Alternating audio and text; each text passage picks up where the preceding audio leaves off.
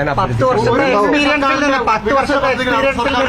ഒരു സാഹചര്യം അങ്ങനെ ഉണ്ടാവും. ഒരു മുന്നണി സർക്കാർ കൊടുത്ത വികസന പദ്ധതികൾ പിന്നീട് അടുത്ത സർക്കാർ വരുമ്പോൾ ഒരു കാരണവശാലും മാറ്റില്ല.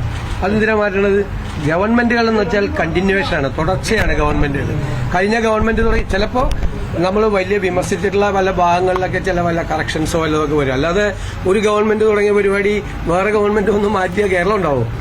മുൻ മുഖ്യമന്ത്രി പിണറായി വിജയന്റെ വീട്ടിലെത്തി അദ്ദേഹത്തെ സന്ദർശിച്ച ശേഷം നിയുക്ത മുഖ്യമന്ത്രി വി ഡി സതീശൻ പറഞ്ഞ വാക്കുകളാണ് പ്രേക്ഷകർ കേട്ടത്. സത്യപ്രതിജ്ഞാ ചടങ്ങിലേക്ക് ക്ഷണിക്കാനാണ് പിണറായി വിജയന്റെ വീട്ടിലെത്തിയത് എന്നാണ് വി ഡി സതീശൻ മാധ്യമങ്ങളോട് പറഞ്ഞത്. സത്യപ്രതിജ്ഞയിൽ പങ്കെടുക്കുമെന്ന് നിയുക്ത പ്രതിപക്ഷ നേതാവ് കൂടിയായ പിണറായി വിജയൻ മാധ്യമങ്ങളോട് പറയുകയും ചെയ്തിട്ടുണ്ട്. അത് മറ്റൊരു വശമാണ്. എന്നാൽ വി ഡി സതീശൻ പറഞ്ഞ വാക്കുകളുണ്ട്, അതിലാണ് കാര്യം. എന്താണ് മാധ്യമപ്രവർത്തകരുടെ ചോദ്യം? LDF സർക്കാർ കഴിഞ്ഞ 10 വർഷക്കാലം നടപ്പാക്കിയ പദ്ധതികൾ തുടരുമോ എന്നാണ്. തീർച്ചയായും തുടരും എന്നാണ് നിയുക്ത മുഖ്യമന്ത്രിയുടെ മറുപടി. എന്തുകൊണ്ട്? മുൻ സർക്കാരും ഈ സർക്കാരും എന്നില്ല, സർക്കാർ തുടർച്ചയാണ്. അതുകൊണ്ട് മുൻ സർക്കാർ നടപ്പാക്കിയ പദ്ധതികളെല്ലാം തുടരുക തന്നെ ചെയ്യും എന്ന് വ്യക്തമായും പറയുന്നു നിയുക്ത മുഖ്യമന്ത്രി വി ഡി സതീശൻ. അത് അങ്ങനെ തന്നെയാണ് വേണ്ടത്. പക്ഷെ ഒരു കാര്യമുണ്ട്. എന്താണ് LDF സർക്കാരിൻ്റെ വികസന പ്രവർത്തനങ്ങളുടെ അടിത്തറ? കിഫ്ബി ആയിരുന്നു. കിഫ്ബി എന്ന് പറയുന്ന സ്ഥാപനം കേരളത്തെ മുച്ചൂടും മുടിക്കുമെന്ന്, ബജറ്റിന് പുറത്തു നിന്ന് കടമെടുത്ത് പദ്ധതി നടപ്പാക്കുന്നത് കേരളത്തിന് വലിയ സാമ്പത്തിക ബാധ്യത ആയി മാറുമെന്ന് നിയമസഭയിൽ പറഞ്ഞ ആളാണ് വി ഡി സതീശൻ. അന്ന് പ്രതിപക്ഷ നേതാവായിരുന്നു. വി ഡി സതീശൻ മാത്രമാണോ പറഞ്ഞത്? അല്ല, എല്ലാ കോൺഗ്രസ് നേതാക്കളും പറഞ്ഞിരുന്നു. അതോടൊപ്പം തന്നെ UDF നേതാക്കളും പറഞ്ഞിരുന്നു. കിഫ്ബി കേരളത്തെ മുടിക്കും, കിഫ്ബി പദ്ധതികളൊന്നും പൂർത്തിയാക്കാൻ കഴിയില്ല, എവിടെ നിന്നാണ് ഇങ്ങനെ കടമെടുക്കാൻ കഴിയുക? ഇതൊക്കെയായിരുന്നു പ്രതിപക്ഷ നേതാക്കൾ പ്രതിപക്ഷത്തിരിക്കുമ്പോൾ പറഞ്ഞുകൊണ്ടിരുന്നത്. അവരിപ്പോൾ ഭരണപക്ഷത്തായി, പ്രതിപക്ഷ നേതാവ് മുഖ്യമന്ത്രിയായി. അപ്പോഴാണ് അദ്ദേഹം പറയുന്നത് എല്ലാ പദ്ധതികളും തുടരുമെന്ന്. LDF അന്നേ പറഞ്ഞ ഒരു കാര്യമുണ്ട്. കേരളത്തിൻ്റെ വികസന പ്രവർത്തനം എന്നത് കഴിഞ്ഞ 10 വർഷം കേരളത്തിൽ നടപ്പാക്കിയ വികസന പ്രവർത്തനം, അതിൽ നിന്ന് ഒരടി പുറകോട്ട് പോകാൻ UDFന് കഴിയില്ല. അതിൽ നിന്ന് മുന്നോട്ട് പോവുകയോ അതല്ലെങ്കിൽ അത് തുടരുകയോ ചെയ്യേണ്ടി വരും. അതിൽ നിന്ന് പുറകോട്ട് പോയാൽ വലിയ വിമർശനം ഏറ്റുവാങ്ങേണ്ടി വരും. മുന്നോട്ട് പോവുക എന്നത് മാത്രമാണ് UDFന് മുന്നിലുള്ള വഴി.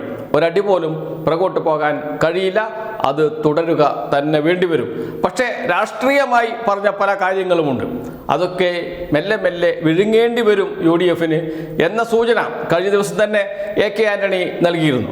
പല വികസന പ്രവർത്തനങ്ങളും അത് നടപ്പാക്കാൻ പാടില്ല, അനാവശ്യമാണ് എന്നൊക്കെ പറഞ്ഞ ആളാണ് പ്രതിപക്ഷ നേതാവ് വി ഡി സതീശൻ. തീരദേശ ഹൈവേ എന്തിന്? ഇത്രയും ഹൈവേകൾ എന്തിനാണ് കേരളത്തിൽ? അതിനെ എതിർക്കുക തന്നെ ചെയ്യും. അദ്ദേഹം പറഞ്ഞതാണ്. വയനാട്ടിലേക്ക് തുരങ്കപാത, എന്തിന് തുരങ്കപാത നിർമ്മിക്കുന്നു? പരിസ്ഥിതി അത് വലിയ പ്രശ്നമല്ലേ?